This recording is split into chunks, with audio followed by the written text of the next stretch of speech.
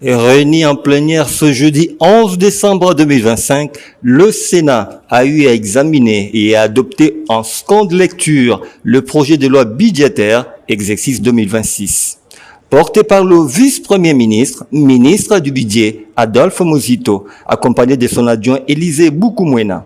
Cette loi a connu un débat houlé lié principalement à l'échelonnement du taux d'exécution aux infrastructures prises en charge. Dans son intervention, Honorable Prosper Bukele a exprimé des préoccupations légitimes de sa province de Haut-Uélé, notamment celles liées à l'administration, aux infrastructures et à l'électrification. Pour cet élu de Haut-Uélé, toutes ces questions doivent être prises en compte par le gouvernement dans ce projet de loi budgétaire sous examen pour rencontrer les désidératas de sa base électorale. Vous avez vous-même suivi comment je parlais, comment j'ai énuméré certains points là-bas.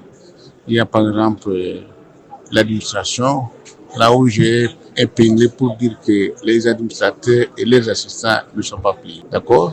Et j'ai parlé aussi d'infrastructures, là où de l'énergie, où la province a des problèmes sérieux concernant les sources énergétiques, où nous souhaitons à ce que le gouvernement prenne en compte le projet du barrage de Nadoumbe qui se trouve dans les Haut-Uélé et qui, dans le cas où on parvenait à construire ce barrage, ça peut alimenter toute la province et ça peut aller même jusqu'au niveau du Soudan du Sud.